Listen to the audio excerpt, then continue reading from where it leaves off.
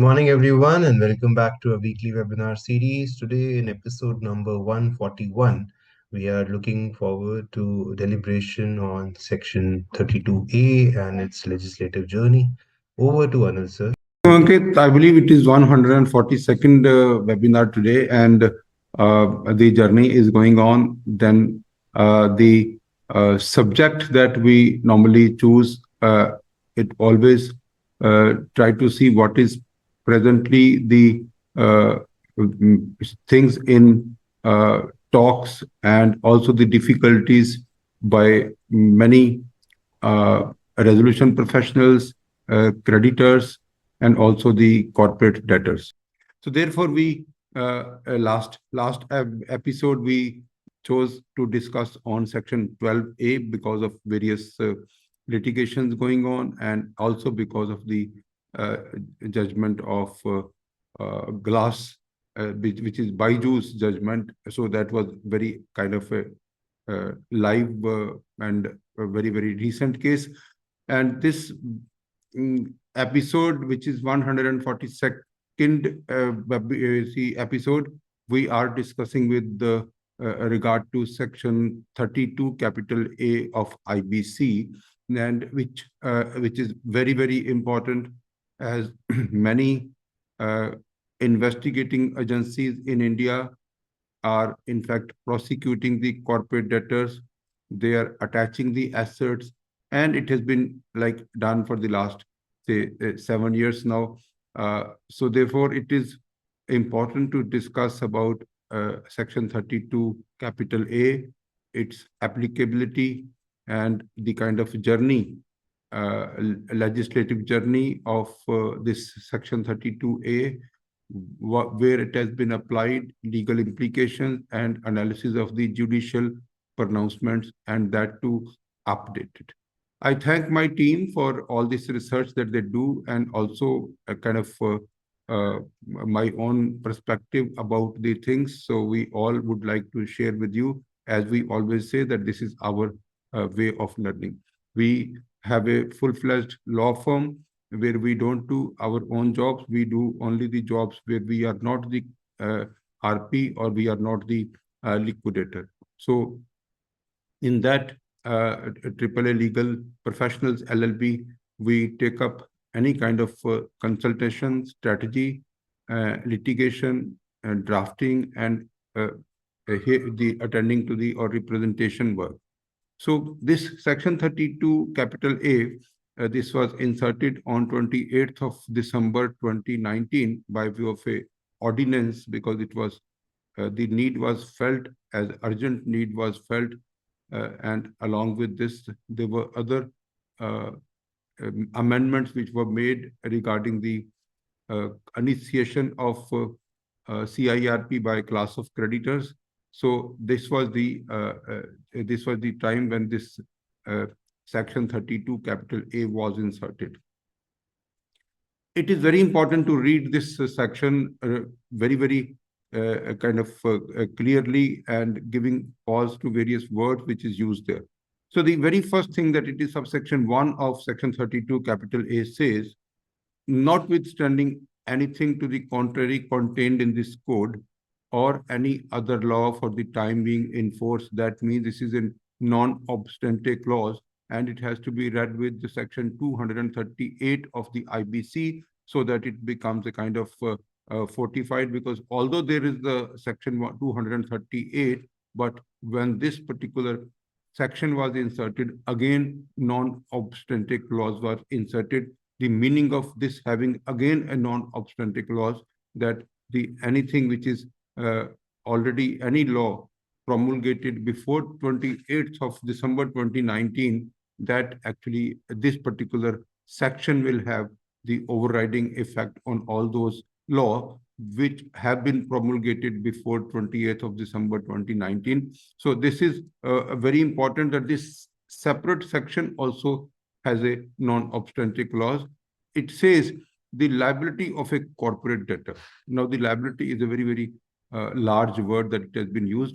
Liability can be financial, liability can be of prosecution, liability can be of any kind of fine. So the liability can be of any kind of civil liability or a penalty. For an offense, the liability of a corporate debtor for an offense committed prior to the commitment. Now, the offense, in case we see offense, this particular section is only talking about offense. We will come to what actually offense is. So, offense committed prior to the commencement of CIRP uh, shall cease. That means the liability shall cease. The liability shall cease, and the corporate debtor shall not be prosecuted for such offense from the date the resolution plan has been approved by the adjudicating authority. From the date the resolution plan has been approved by the adjudicating authority under section 31 of IBC, if the resolution plan results in the change in the management. So this is one. If the resolution plan results in change in the management or control of the corporate debtor to a person who was not, one, he was not a promoter, he was not in the management of the corporate debtor, he was not in the control of the corporate debtor, or he was not a related party to all these three categories of the people. So he should not be a relative of promoter, management, person in management or in control. So these are all excluded in case the resolution plan is given to these people, these category of people, promoter, person in management, person in control, or any of their relative. Then the section 32A is not applicable. Then 32A cannot be invoked. Then the liability of the corporate debtor shall not cease. And then again, it is saying the one, this is a category, and another category which is coming in, a person, a person with regard to whom the relevant investigating authority has, on the basis of material in its possession, reason to believe that he had abetted or conspired for the commission of the offense and has submitted or filed a report or a complaint to the relevant authority, statutory authority, or court. So what we have to understand, the resolution plan, if it is approved, then all the liabilities of the corporate debtor shall cease, and it should not, the resolution plan it should not result into a change of management, and the resolution plan, the changed management would not be a promoter, a person in management, a person in control, their relatives, or a person with regard to whom the investigating authority, on the basis of material on record, reasons to believe that he had abetted or conspired, and that particular report has been submitted by the investigating authority to the relevant statutory authority under that act under which the investigation is going on. Further, it says very clearly, provided that if a prosecution had been instituted during the CIRP against such person, it shall stand discharged from the date of approval of the resolution plan, subject to requirements of this section having been fulfilled. So, in case a prosecution had been launched, like during the CIRP against such person, it shall stand discharged from the date of approval, provided further that every person who was designated partner of an LLP or a kind of officer who is in default under the Companies Act, or was in any manner in charge of or responsible for the corporate debtor for the conduct of its business, or associated with the corporate debtor in any manner, who was directly or indirectly involved in the commission of such offense as per the report submitted by the complainant filed before the adjudicating authority, shall continue to be liable to be prosecuted and punished under such offense committed by the corporate debtor, notwithstanding that the corporate debtor's liability has ceased. So, whenever there is an offense which is committed, there is a liability of the corporate debtor, and there can be a liability of a designated partner in the case of LLP, or in the case of any person who actually is defined as officer in default as per the Companies Act, whosoever has been associated with that kind of fraud, or that kind of uh, offense, then they are not discharged from their liability or from their responsibility, they can be prosecuted and they can be penalized, or they can be imposed fine. Their liability shall continue. The liability of only corporate debtor that can be that will cease, and not the liability of the promoters, person in control, person in management, or anyone who's actually involved in that kind of offense.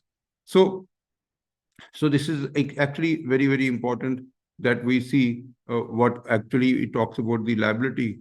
No, what in fact I did, I tried to understand what kind of offenses uh, are possible against a corporate debtor, against a company. So the first offense could be the corporate and financial offenses, like the fraudulent activities, misrepresentation in the financial statements, inflated revenue, or profit figure, diversion of funds by the directors.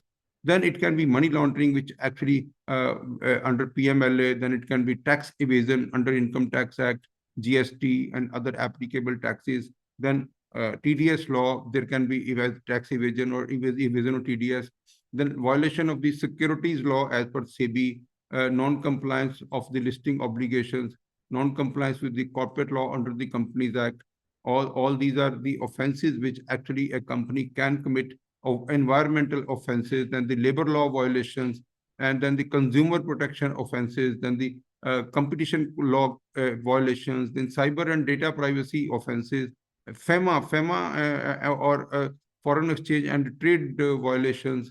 So then the health and safety offenses in case of any food product business, or any kind of drug and cosmetic act, or any kind of intellectual property offenses, and any kind of banking and financial sector violation, miscellaneous offenses like bribery, corruption, involvement of such persons. So all these offenses, all these offenses actually can create a can create an investigation. It can finally come to as a report. So now scenario, the lawmakers thought that when we are saying that the company which is in insolvency can be taken, that can be taken over by way of a resolution plan by another person.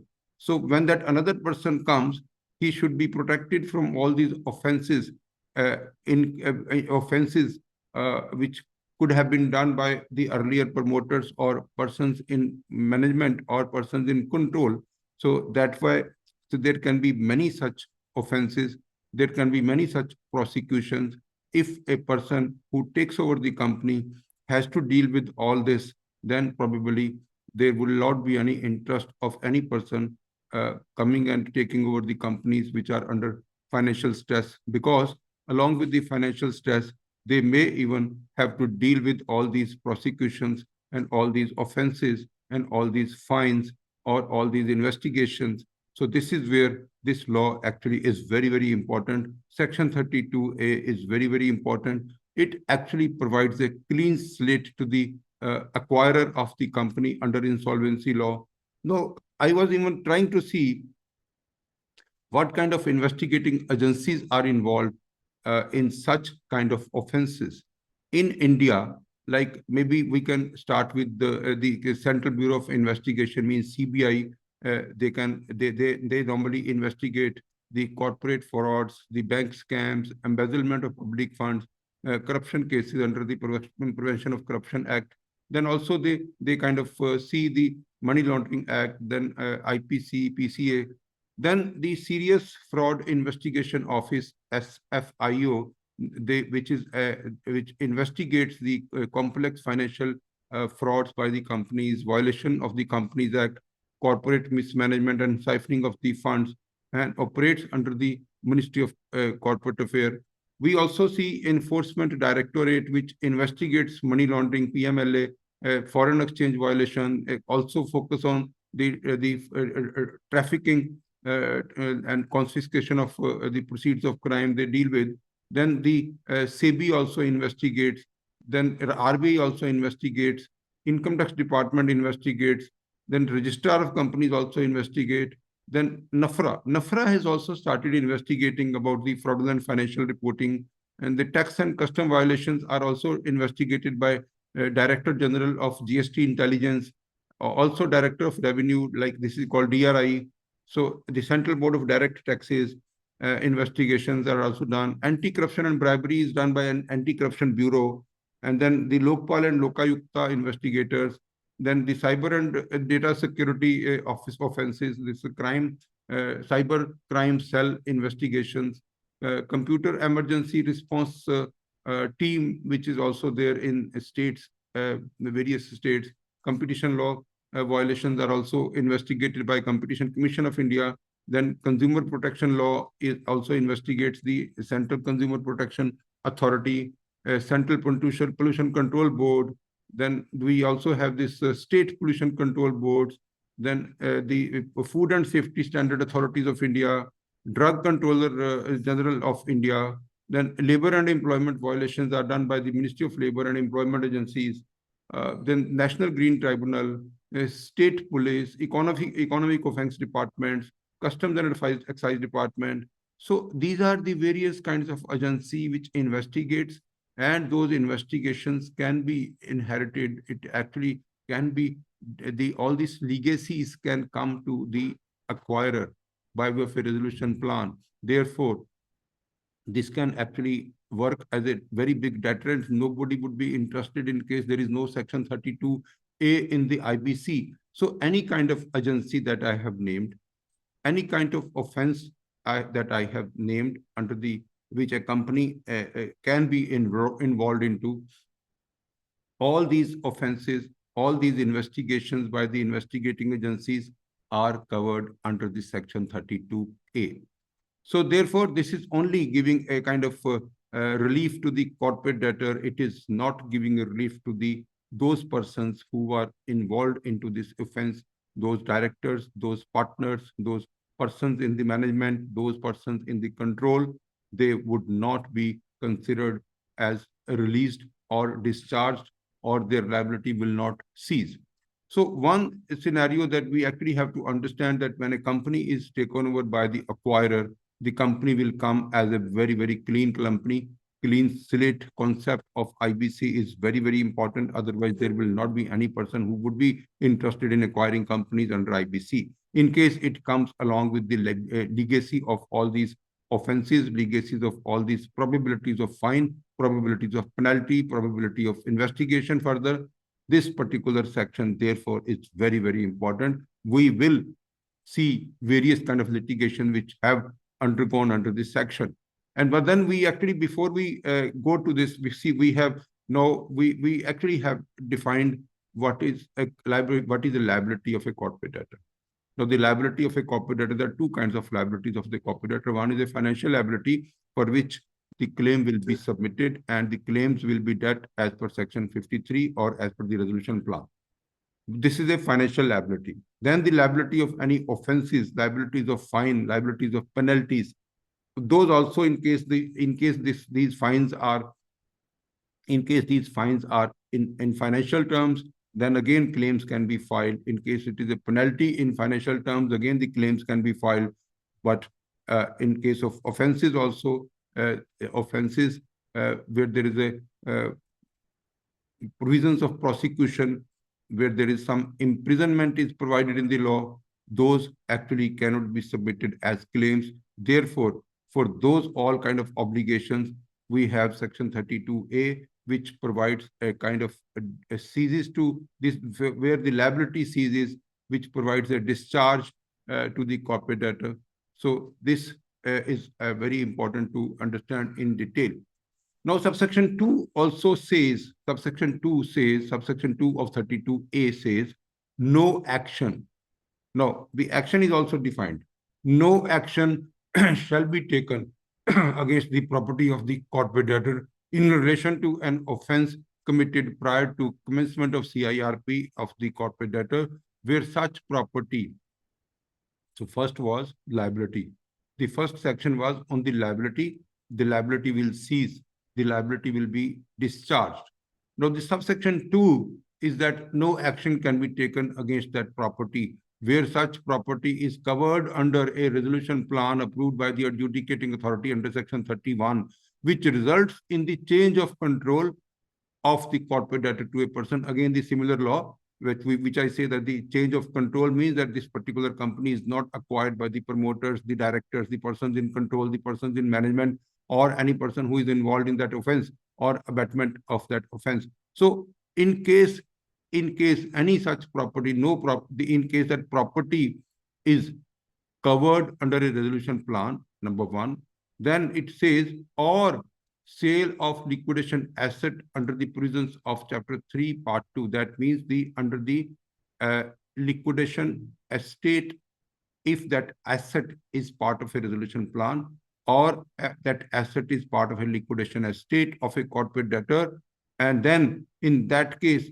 that asset is sold, and that asset is sold to a person, again, who is not a promoter in management, that of course is applicable.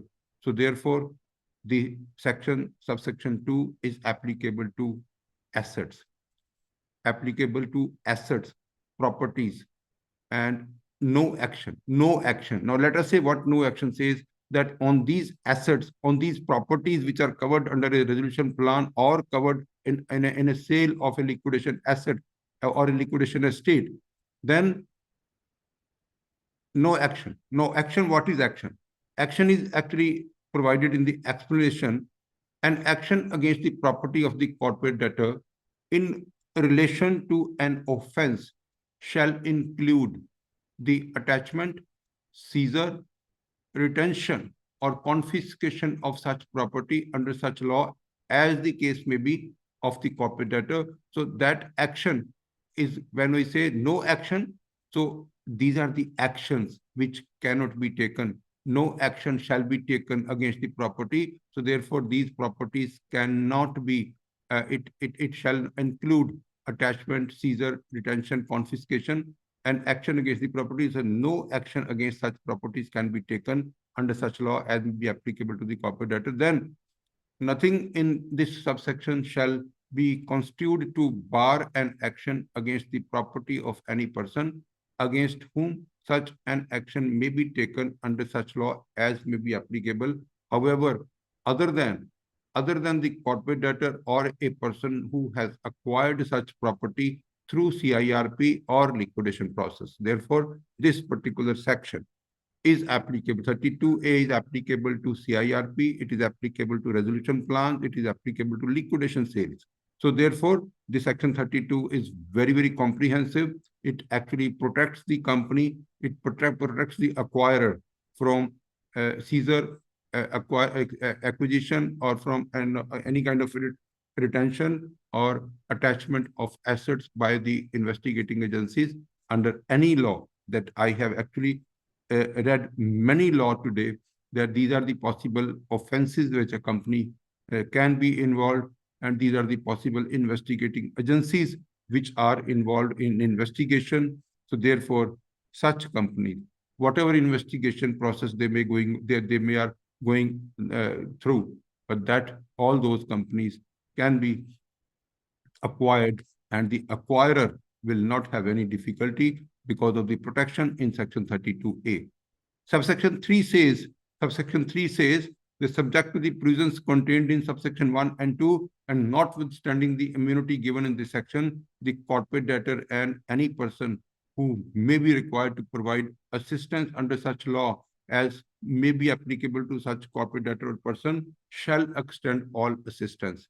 No, the only obligation which comes along with the acquisition, which passes on to the acquirer, that if the investigating agency needs some information, needs some documents, needs some evidences, then the acquirer will cooperate with the investigating agency, so that the action which is continuing against those persons who were involved in the offense or committing of the offense, or they actually were involved in the abatement of the offense. So the investigation should continue. The acquirer will cooperate, will provide all the documents, and so that the case is built up against those persons and not against the corporate debtor, which has been acquired by another person now under the IBC. So Ankit, this is the detailed law that I wanted to say, We have discussed various offenses that a company can be involved into. We have discussed the various investigating agencies in India which may be doing some investigation under process, and the company is acquired. And the company is acquired under the insolvency law, or the company is acquired, or the assets of the company is acquired under the liquidation law. So when we say this particular section, which was introduced on 28th of December 2019, and later on through the Amendment Act, which actually it became finally part of the Act on 13th of March 2020. And finally, the Supreme Court of India, in fact, in 2021, upheld the constitutional validity of this entire Amendment Act, including Section 32A and also the various other provisions which were, in fact, and which were introduced by this particular Amendment Act, like the commencement of CIRP by a class of creditors. So that kind of thing, in fact. And then this 32A, in fact, it was introduced at that time because of the litigation which started in the case of JSW Steel Limited, who was the resolution applicant in the case of Bhushan Power and Steel Limited. Because see, when this Bhushan Power and Steel Limited was being acquired by JSW Steel Limited, at that time, the litigation started because the Enforcement Directorate, in fact, attached the assets worth more than 4,000 crores, and those assets, it was attached after the resolution plan was approved by the adjudicating authority. So therefore, that case was continuing in the NCL 80. They got a relief from NCL 80, and then they got finally NCLT case was also pending before the Honorable Supreme Court. However, on this 11th of December 2024, in this case, in the case of JSW Steel Limited versus Bhushan Power and Steel Limited, the Enforcement Directorate thought that the case is now final. All the pleadings have already taken place. Instead of taking an order from the Supreme Court of India, they decided to submit an affidavit to Honorable Supreme Court regarding the release of the asset under the IBC. And in fact, they submitted an affidavit in the court, and the Supreme Court very clearly accepted that. And now that has actually become a kind of case which has been withdrawn. However, the affidavit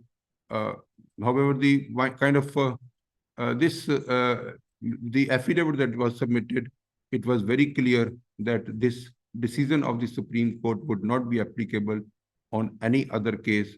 It was only and only for this case, which is the Bhushan Power and Steel Limited's acquisition by JSW Steel Limited.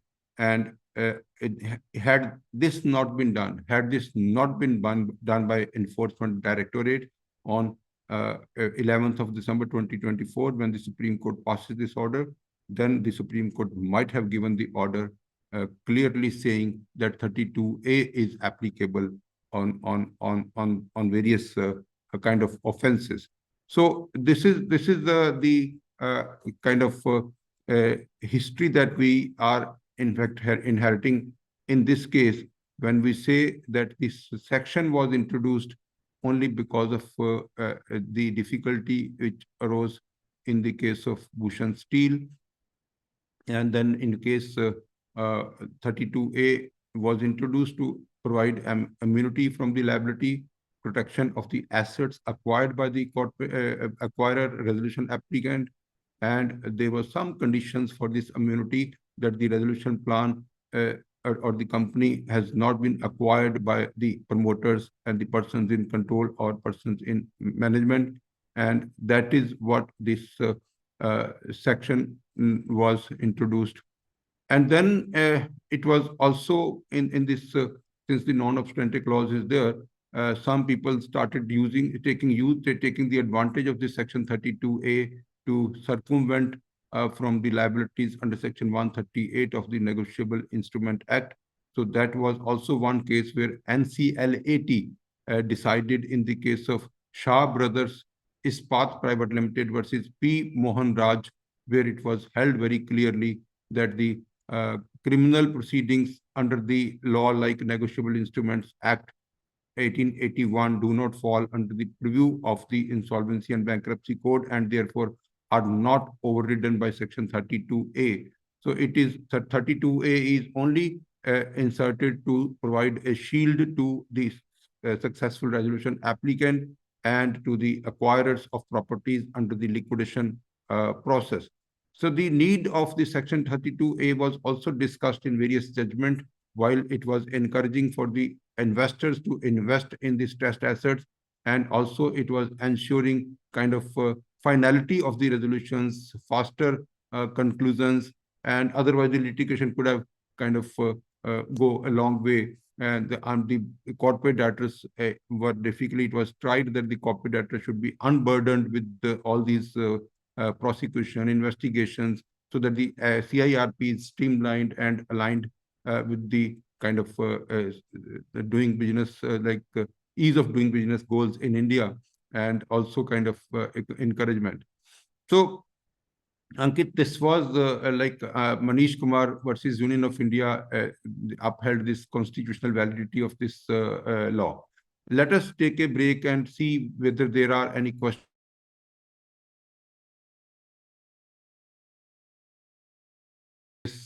judgments and the present status. Yes, yes, Sure. Ankit. So, first question is from Mr. Patrikar. He's saying that what if the same management takes over again through resolution plan or bid in liquidation in case of MSME? Do they get protection of 32A? No, no. Even if they are MSME, the 32A they would not be applicable. If there are offenses, if there are investigations, those will continue. If there are attachments, those will also continue.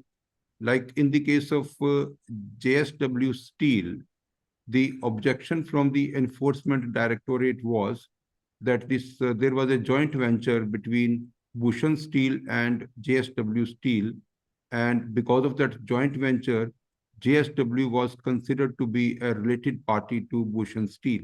However, the NCLAT found that particular joint venture was not a joint venture which was at will, which was by will. It was a kind of government direction. It was based on the directions given by a government in a case, so that the joint venture commenced.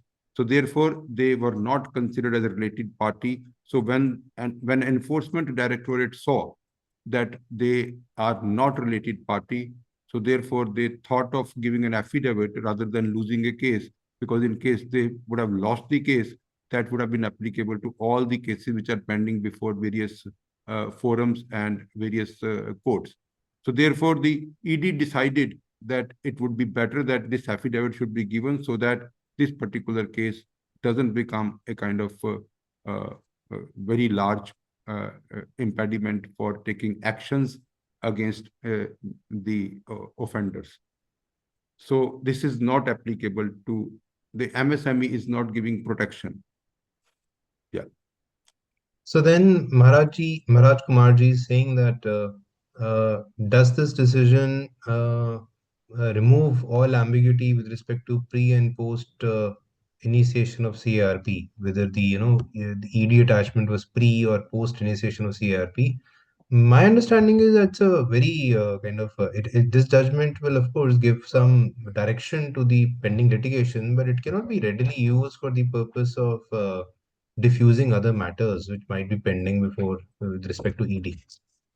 No, Ankit, see, there are one that in this case of JSW Steel Limited case, for acquisition of Bhushan Power and Steel, it is very clear that although all the pleadings were complete, all the arguments were complete, but Enforcement Directorate submitted an affidavit that uh, we are releasing the assets. So they in fact used Section 8, subsection 8 of the of the PMLA, they were saying that we actually would like to release this asset to the acquirer. So they actually made some kind of effort that this case should not become applicable to all other cases pending in different courts.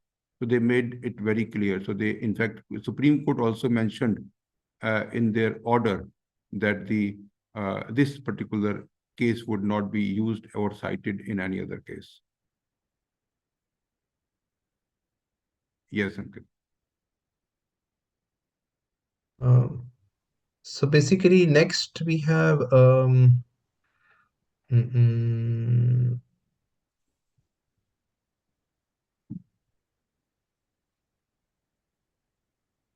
I think we can continue most of the questions. I believe we can just then take it forward. We can continue.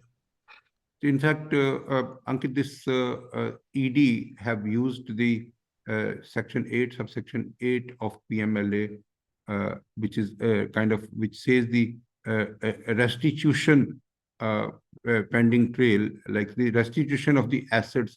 That is what they have used in this particular case, that since the banks are the victim, because it is a banking fraud, so they, in fact, took a decision internally that if it is a banking fraud, so that means the bankers are the victims. And victimizing the victims is a kind of this step of attachment of assets that actually is tantamount to victimizing the victims further. So therefore, they released assets worth 4,025 crores, and that was the properties which were attached by them on 10th of October 2019. So they now, in fact, they called they have called the restitution of those assets in favor of the acquirer.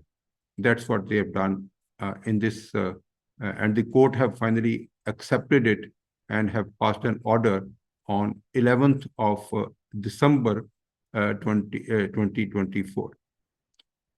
So we also have a good judgment, landmark judgment from Bombay High Court on 1st of March 2024 by the name of Shiv Charan and others versus adjudicating authority under PMLA. Now, Shiv Charan and others, in fact, they are the resolution applicant, and this was a dispute arose in the case of a corporate debtor called DSK Southern Projects Private Limited, and under the PMLA, the dispute started and the assets were attached, and the enforcement case information report, which is ECIR, was submitted, and then the Enforcement Directorate initiated the proceedings, including assets attachment. The CIRP started in 2021, and the resolution plans were put forward by Shiv Charan and others, and NCLT approved the resolution plan relying on Section 32A, directed the Enforcement Directorate to release the attached properties. Because Section 32A very clearly says that if a resolution plan is approved and that resolution plan has not been submitted, or there is no interest is acquired by the earlier promoter or director or a person in control, then the ED release of the assets would be considered. The liabilities, offenses, all will be seized, and the all the assets would be discharged. It will be released. So therefore, the adjudicating authority, NCLT, passed an order approving the resolution plan and also directing the Enforcement Directorate to release the attached properties. So this is where this case had gone to NCLAT, and the question before NCLAT was whether NCLT had the jurisdiction to order the Enforcement Directorate to release the attached properties based on Section 32A of the IBC, which states that attachment on a corporate debtor's properties should cease after the approval of a resolution plan. So the contenders and everyone argued a lot, and then finally the decision of the Bombay High Court was like this. The court found that the NCLT had the authority to interpret and apply Section 32A of the IPC to the facts of the case. It correctly declared that the corporate debtor was discharged from the offences alleged and the attached properties were released from the attachment upon the approval of the resolution plan. The court further clarified that the immunity under Section 32A becomes active only after a resolution plan meeting the specified criteria is approved under Section 31 of the IPC. This immunity requires a change in ownership and control of the corporate debtor, ensuring a clean break from the past management. Then the issue of moratorium impact becomes irrelevant after the resolution plan approval. Attachment under PMLA is an interim measure and that falls away when the possibility of confiscation is removed, as Section 32A grants immunity from prosecution to the corporate debtor. The possibility of confiscation under PMLA is also eliminated. Consequently, the interim attachment meant to secure assets for potential confiscation should also cease to exist. Therefore, the court noted that the ED did not, Enforcement Directorate did not contest the original approval order, which directed the release of the assets. So therefore, NCLT's interpretation was correct, and the Supreme Court judgments regarding the quasi-judicial authorities were also mentioned, and therefore the court finally ordered that this attachment should be released. So we were very happy when we saw this judgment from Bombay High Court, but then the Supreme Court of India on 12th August 2024 has given a stay on this order of Bombay High Court.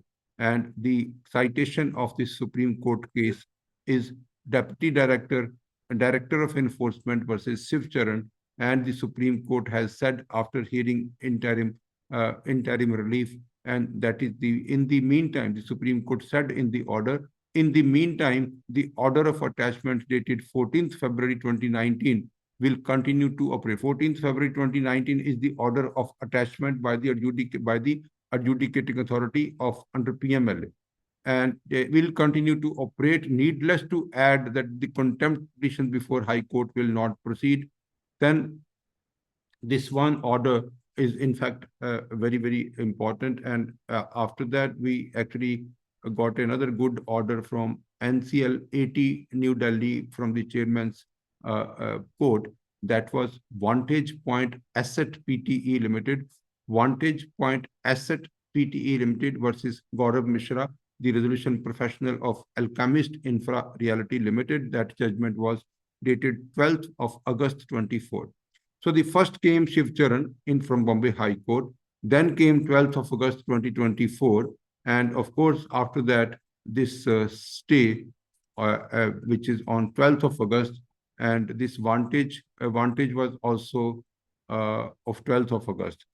So on 12th of August, two judgments were released. One is the stay on the Shiv Charan and one on the Vantage Point Asset PTE. And in this particular judgment, Honorable Justice Ashok Bhushan in his order mentioned that the that the Shiv Charan judgment is definitely applicable, and in fact the NCLAT held very clearly that the the Bombay High Court judgment in the Shiv Charan and others, wherein it was held that Section 32A mandates that no action can be taken against the corporate debtor's properties once a resolution plan is approved, and that the NCLT has the power to direct the ED to lift attachment to the corporate debtor's asset. Then also the NCLAT also referred, while adjudicating the acknowledgement of Shiv Charan, they refused the appellant's request to lift the attachment, instead relying on the Delhi High Court judgment in the case of Rajiv Chakrabarti versus Director of Enforcement. In the case of Rajiv Chakrabarti, in fact, the court says that was on the issue of moratorium under Section 14, subsection 1, clause A. However, the tribunal highlighted that the Delhi High Court in the same judgment also clarified that Section 32A sets a terminal point after which powers under PMLA cannot be exercised. So what Vantage Asset said, in the NCLAT said in Vantage Asset 1 that Shiv Charan judgment is correct. 2, that Rajiv Chakraborty judgment is not correct because that was on moratorium, whereas this particular judgment is on 32A. So then finally it was held that uh, the asset may be released, and the resolution applicant was in fact very happy that yes, this particular case is resolved. And so far, since this judgment is also 12th of August 2024, no appeal has been filed against this judgment to Supreme Court.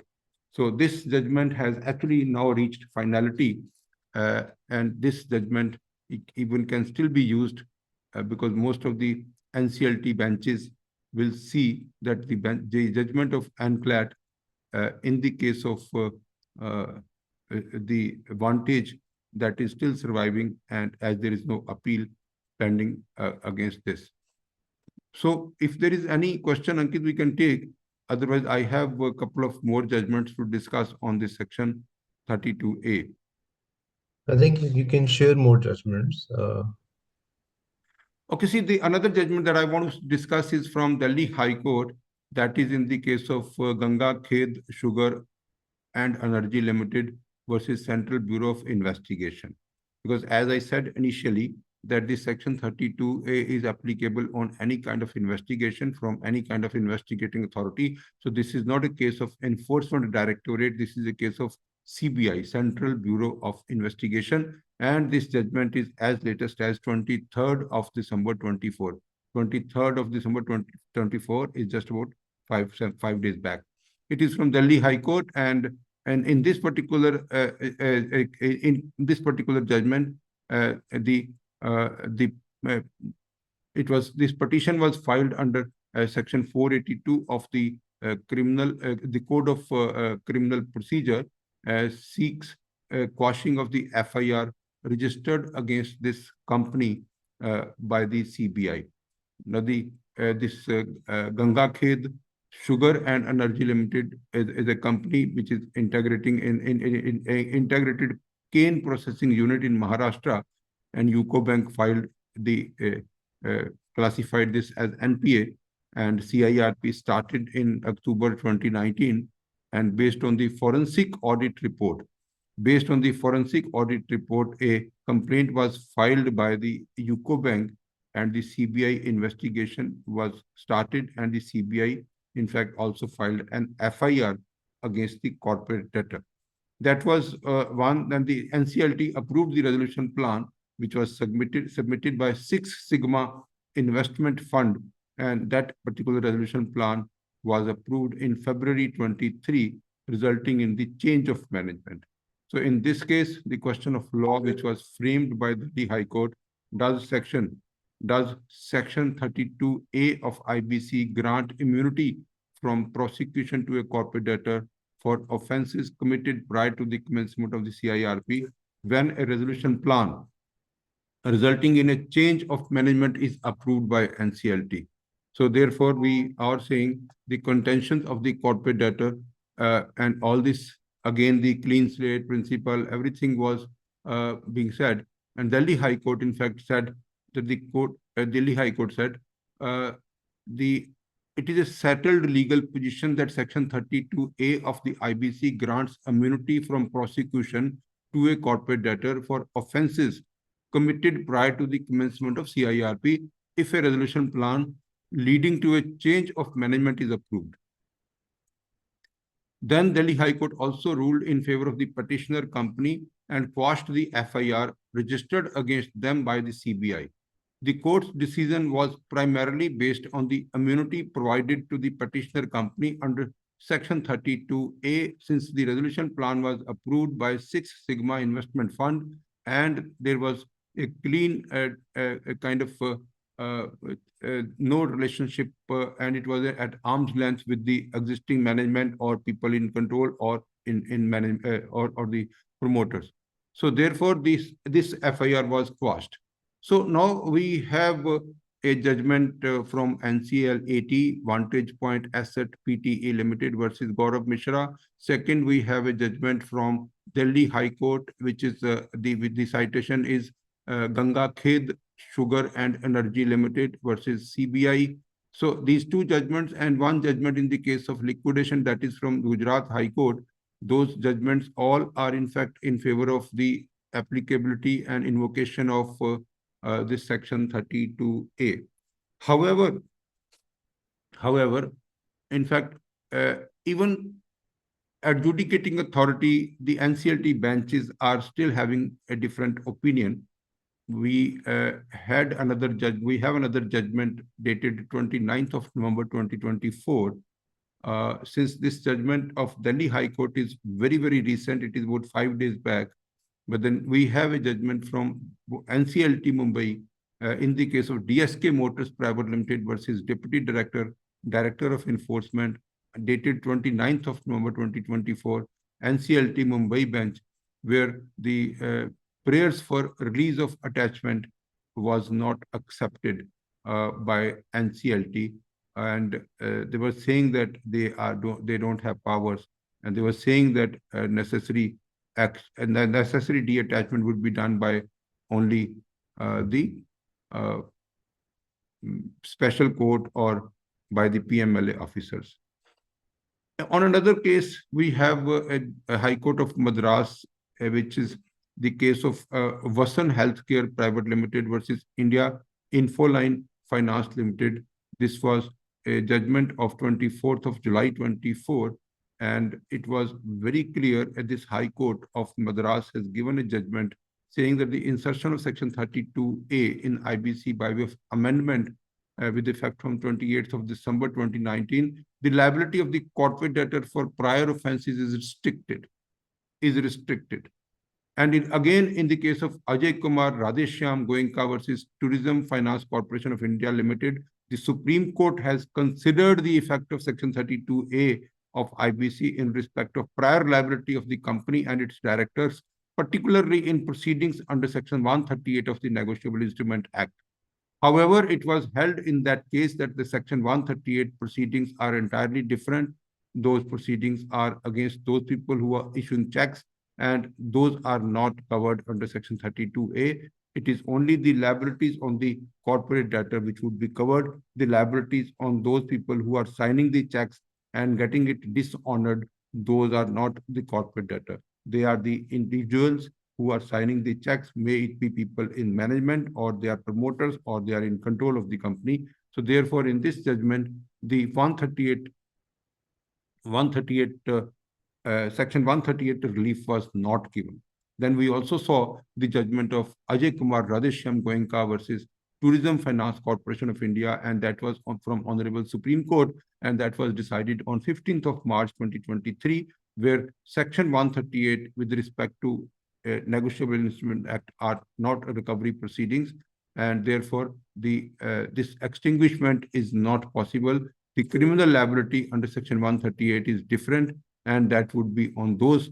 The Section 32A very clearly separate the obligation and liability of the corporate debtor and the liability of those individuals who are promoters or signatories of checks or even in management or in control. So they are totally separated from the liability under Section 138 of Negotiable Instrument Act. So, Ankit, this is the scenario. I have another judgment, which is from the High Court of Allahabad in the case of Nirmal Singh versus State of UP. And the intention of the legislature is very clear that the criminal liability and prosecution of the directors of for fraud committed by them would continue, and no benefit or of the protection provided under the IBC under Section 32A would be extended to them. So that was also very clear that this benefit is not extended to them. Then in the case of Vasan Healthcare Private Limited versus Deputy Director of Income Tax Investigation, and that is another judgment from High Court, which says High Court of Madras in this case says that the company has taken over by the new management and the criminal liability cannot be passed on to the new management. The new management takes over the corporate debtor as a clean slate and criminal liability can no longer be mulcted as against corporate debtor. Therefore, continuation of criminal liability as against the corporate debtors can no longer subsist. The criminal liability of a company cannot be transferred to another company or new management ipso facto. It is left open to the respondent to identify the persons who were in charge of running the company and were involved in the day-to-day affairs of the company during the relevant point of time, and it will be left open to the respondents to continue the criminal prosecution as against those officers. So this is these are so various scenarios that we have discussed, Ankit. One, that the liability of the corporate debtor ceases. The uh, the assets, in case the assets are attached or retained, those actually stand released. But it is not applicable to promoters. It is not applicable to liability under Section 138. The judgment of vantage, coupled with the judgment of Delhi High Court, still we have a good case, even if in the case of Chief Charan, the Supreme Court has stayed and uh, the attachment of the assets are continuing. And if there are questions, then we can see that questions. So may I kind of see if there are questions, Ankit? Yeah, so I can just have a look at it. So, of course, the broader idea is that various NCLTs, high courts, and they're passing varying judgments.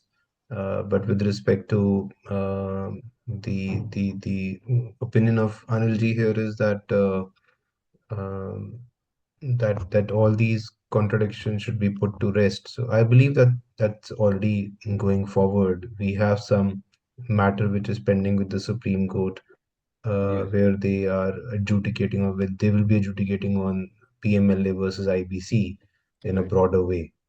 Yeah. Then we also see that does Section 32A apply to sale as a going concern during liquidation? That's a question from Raviji. Yes, it would be because see, there are judgments which say that the sale as a going concern during liquidation is akin to resolution plan.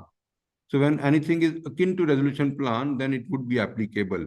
It would be applicable in case it is akin to resolution plan because that is something which the company is continuing, the management is changing, it is not going to the same promoters or persons in full control and management of the company. So in case all those conditions are complied with, it will be applicable to company as a going concern also. Then immunity under Section 32A, does it cover consequences arising out of avoidance transactions? I don't think so. No, no, that doesn't cover. It doesn't Mm, cover the avoidance harm because see, what it talks about is that any offense committed prior to CIRP, but it doesn't cover the immunity because see that immunity is not for the company, that is against the individuals. The Section 32A is not giving any immunity to the individuals who were in the management and control of the company and were also involved in the offense. It is not giving any immunity to them. right. So, a question from Mr. Obroy. He says that what will be the position in case the assets of the CD had been attached by ED under PMLA prior to the insolvency commencement? Now, even if it is prior, if a resolution plan is approved or if assets are sold in liquidation, then if the assets are not sold to the same management or same, if it is a arm's length distance, then the assets would be released. And as per the judgment of ANCLAD, the adjudicating authority has the power to invoke Section 32A and ask the enforcement directorate to release the assets. And in case there is, of course, 32A and the statutory authorities, regulatory authorities, they issue notices of default to the SRA, then the legal course of action would be going to NCLT the way this matter went to, or what would you Going to prescribe here? NCLT or going to High Court because the High Courts are also giving decisions. Like in Bombay High Court matter, they would again give the same decision, even if it is stayed by the Supreme Court, but they will Mhm. give again the similar decisions. Similarly, Delhi High Court has also given a decision on 32A, and Delhi High Court also will immediately give, and CLAT will also give the same decision again. Right. That's about it. So I think we've taken up most of the questions. We can take other questions offline. Uh, we, uh, yep. So thank you very much, participants. We are taking up the consultations and also the taking up legal work based on our research, based on our study. Our team is now strengthening again day by day. So what we normally say that it is our way of learning, then we actually talk to all of you, and we also gain a lot of knowledge in the process. Thank you very much. Thank you. Thank you, everyone.